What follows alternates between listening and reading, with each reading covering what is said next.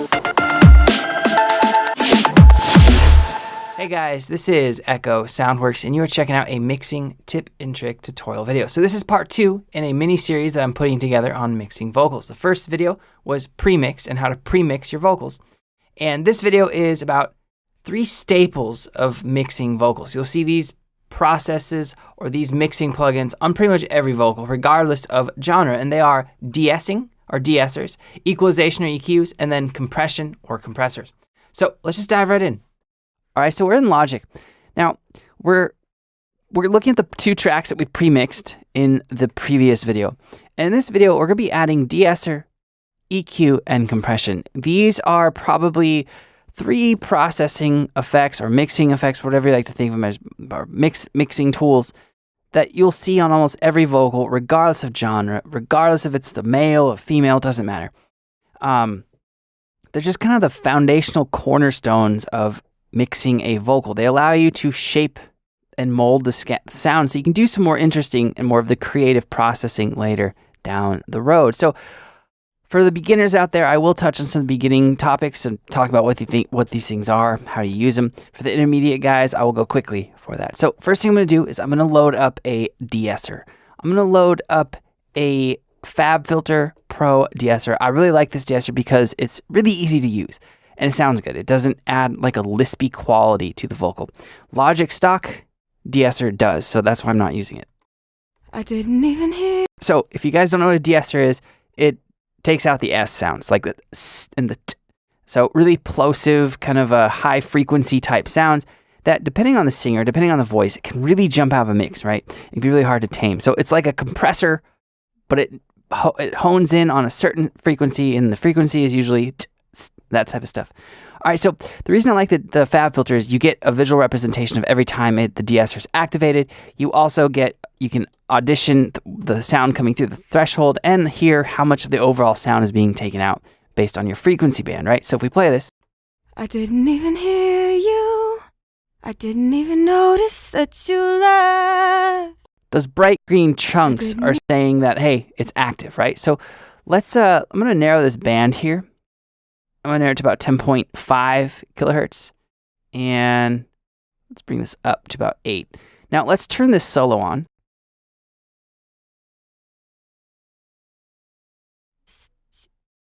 Okay, now let's turn the threshold down.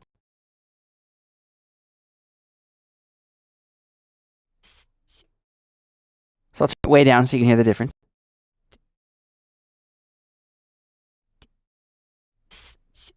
So there's our gain reduction over there. Let's turn the threshold up back to about negative 36 decibels.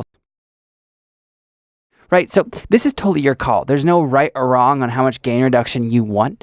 So when we turn the threshold down to basically infinity or nothing, we got about negative 5 decibels. We started to get quite a bit. Right, so it just really depends. So I'm going to unsolo that and listen, see how it sounds. I didn't even hear you. I didn't even notice that you left. That you left. I wasn't even looking. All right, let's audition just the frequency range now.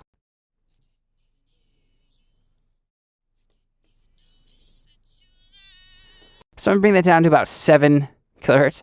And that should do it. Let's unsolo. I didn't even hear you. I didn't even notice that you left. That you left. I wasn't even looking. Yeah, so they don't sound plosive. They don't sound, like I'm not hearing them, not hearing the S's and the T's jump out. So that'll do it.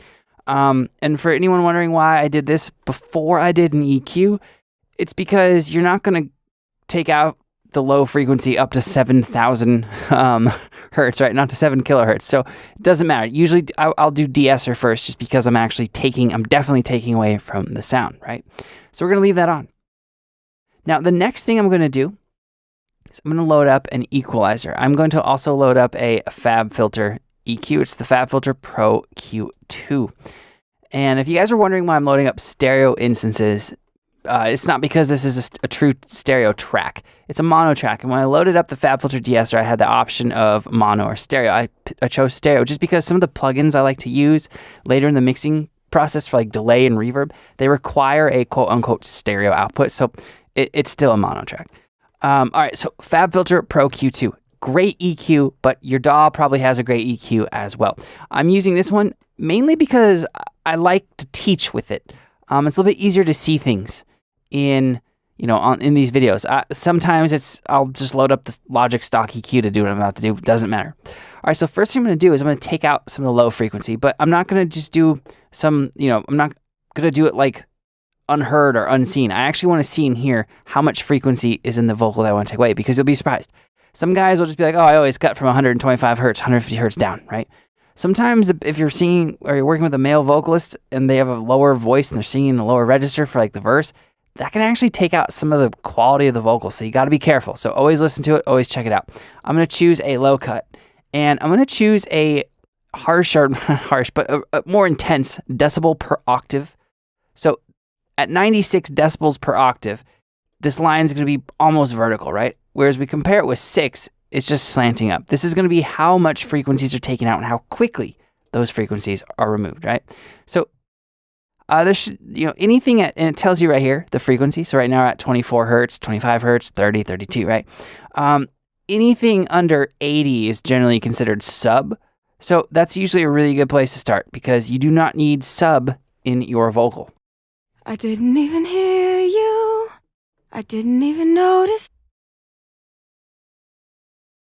you left. So because it's a female vocal, I'm going to push it up a little bit higher. Let's try going to about 125, just see what happens. So if you want to crank up your headphones or your monitors, do it while I solo this, but then turn them down after I unsolo it, because I want you to hear this part real quick.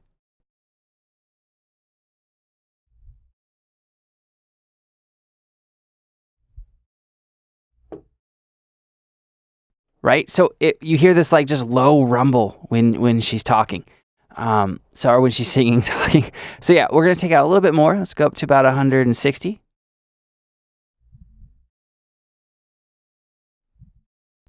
So I hear some higher frequencies there, so I'm going to roll this down. Let's do about 157. I didn't even hear you. I didn't even notice that you left. All right, so I'm going to turn it on and off just to make sure that I'm not taking away from, the feeling of the vocal. I didn't even hear you. I didn't even notice that you left. I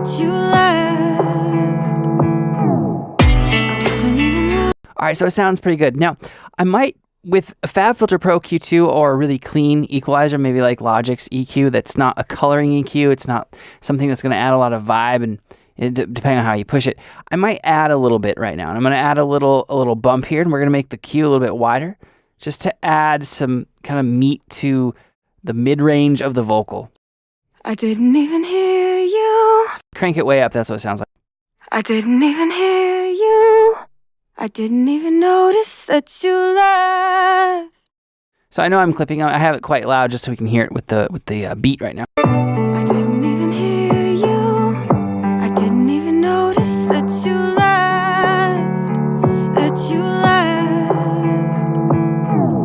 All right, and I might add just a little bit of high, some clean highs, just because the FabFilter Pro Q2 on its default setting can be very clean and transparent, right? So just a little bit. I didn't even hear you. I didn't even notice that you left. All right, I might also take out a little bit of the lows as well. So not like the subs and under. I might just do a little bit of kind of like just a little notch here, just of some of the lows, because it might start to conflict with some of the other sounds in the mix up the center, like the bass, that sort of things, top bass. But also, it might just help the feeling of the vocal. I didn't even hear you. I didn't even notice that you left. I wasn't even looking. All right, so I'm actually going to roll back that low just a little bit. I didn't even hear you. I didn't even notice that you left. I didn't even. Okay, so that's done. Now the next thing I'm going to do is I'm going to load up another EQ. Now this EQ is going to be more of like a color and a vibe EQ. It's going to be the first one of many. Now you don't have to do this step for sure. A lot of engineers, a lot of mixers will do this. They will load up a more, I guess, just colorful EQ to do this. So we're going to go to waves. Let's do the API 560S. So looks way different than the Fab Filter Pro Q2, and it should. This is a whole different type of EQ. This is a model, an analog model or emulation of a API EQ. Now, if you don't have this, don't think that you have to go get this. I don't use this EQ on every one of my vocal mixes. This isn't a real, outside of the tools that I'm using, I don't have a set plugin that I use for each tool outside of the de-esser. I really love that Fab Filter de-esser, but sometimes I'll use the Logic EQ or Waves HEQ or Fab Filter Pro Q2 for this first EQ instance, right? Now, sometimes I'll use a Neve emulation here or just something that colors the sound, right? It can be anything. It's just the idea of having your surgical EQ, cutting out the frequencies you don't want, maybe a slight clean boost on some of the frequencies, and then adding a little bit of character, a little bit of mojo with more of an analog-inspired plugin. That's all that's happening here. Now, because it being an analog-inspired plugin, I'm going to turn down the volume of my track. I had it up really loud just so I could hear it with the beat. So I'm going to turn the beat down a lot, probably like -6. And we're going to turn this vocal down to about -3.5, -4. That's because a lot of the plugins that are modeled after analog hardware, they're working in the way that the real world counterpart of the actual hardware does. And those typically like being fed with less hot of a signal than a lot of the things that we do in the digital world. So I'm going to turn it down. I didn't even hear you. I didn't even notice that you left. That you left.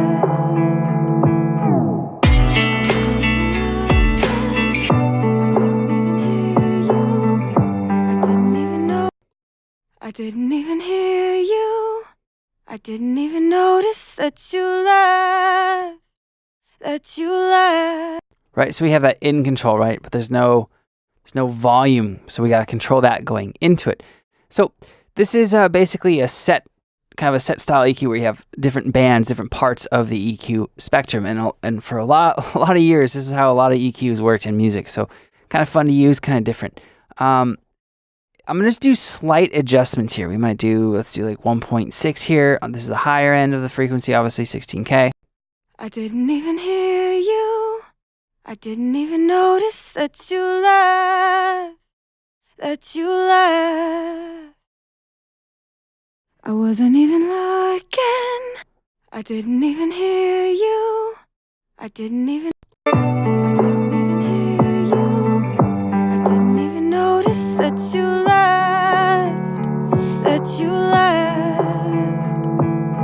I wasn't even looking. I didn't even hear you. I didn't even notice that you left. I'm also going to turn down the output a little bit just to compensate. I don't do pre-fader monitoring a whole lot, and I got asked a question as to why I don't. It's because I'm really conscientious of when I'm adding gain into the signal flow. I'm actually looking at my outputs, looking at my meters, seeing what's happening. So here's my pre-fader monitoring. I didn't even hear you. I didn't even notice. -14 was my highest. I'll hit stop at the same point. I didn't even hear you. I didn't even notice that you left. Right, so added a little bit more gain. So let's take that down to about -0.6. I didn't even hear you. I didn't even know. It's -0.7 or -17. I didn't even hear you. I didn't even notice. Okay, so about -19. So I'm not adding a crazy amount of gain with this EQ, just adding a little bit of color, a little bit of vibe. Now, you might be wondering, well, you're crazy. That didn't do a whole lot. I may very well be a little bit crazy, but when you're mixing vocals, doing things in baby steps and just trusting the process and kind of making sure that each thing you do is adding a little bit of value, a little bit of weight to the overall sound, but you're not trying to hit a home run with each of these processes, right? Because we're going to add a few more plugins as we go. There's obviously going to be some bus or aux send processing. There's going to be a lot more things actually. Probably going to get to about 5 or 6 plugins on the actual channel here. and then probably 3 to 5 buses. So I'm not trying to hit a home run with each of these things, right? I'm just trying to add little bits and pieces to the sound that I feel like need to be there. So the next thing I'm going to add is a compressor. You can use any compressor you like. I would strongly suggest using the compressor you are most comfortable with, whether that's waves, whether that's stock in your DAW or fab filter, slate, it doesn't matter. Whatever you're super comfortable with. I'm going to use a Waves plugin for this, and it happens to be called the Arvox, if I could find it. Arvox. I just like this because I can slam the hell out of a vocal and it still sounds musical. I didn't even hear you. I didn't even notice that you left. That you left. I wasn't even looking. I didn't even hear you. I didn't even notice that you left. That you left. I didn't even hear you. I didn't even notice that you left. That you left. I wasn't even looking. I didn't even hear you. I didn't even notice that you left. That you left. I wasn't even looking.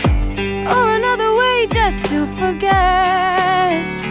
To forget. All right, so I like those settings in this instance. Now, I'm going to talk about compression overall, just kind of as a philosophical idea of mixing vocals, because there's really 2 reasons why I use a compressor when you're mixing a vocal. The first reason is to tame transients and even out different sections of the vocal performance. You saw me, if you guys watched the premix video, I was actually doing some of that in Melodyne.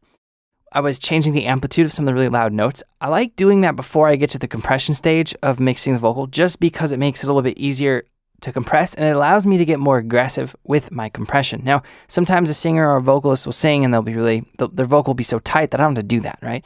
But that's one of the main reasons you use it, just to even out the overall sound, the volume, the different peaks, the valleys of the sound. That's why you use compression on a lot of things, right? Now, it also, in doing that, makes it louder, right? You can add perceived and overall loudness and RMS to a sound by using compression. So that's kind of bundled into one, right? Taming out the overall valleys and peaks and making it more consistent, maybe a little bit louder. Now, the second reason why you're going to want to use compression on a vocal is to add vibe, mojo, thickness, and the Arvox doesn't do that, really. But a lot of compressors do, right? So if we go and load up, let's load up a Waves compressor here. We will go find, let's do the API 2500, right? Now, this is a compressor, and this has, it will impart more of a sound, more of a flavor to it. Now, that's another reason why you'll compress a vocal. So when I'm compressing, I like to compress in stages, which you'll see throughout these videos. A lot of mixed engineers do. Instead of trying to hit a home run with one compressor and tame the peaks, make it louder, and add mojo and vibe, you'll see a lot of mixers, a lot of engineers, producers, they do it in steps where one compressor is taming the peaks, one compressor maybe adding some volume, and then there might be another compressor, usually on a bus or an aux send, doing parallel compression that's adding, maybe a little bit of dirt, maybe a little bit of color to the sound. So just a quick side note, but in terms of which compressor you use, again, whatever you're comfortable with, use as your main compressor on a vocal. You can step outside your comfort range a little bit when you're trying to color the sound, because you're probably not going to be compressing as tightly or as aggressively with the color compressor. So let's move on. Now, in the next video, we're going to talk about our parallel processing, our bus sends, right? And the first thing we're going to be looking at is EQ and compression in it. I'll see you guys there.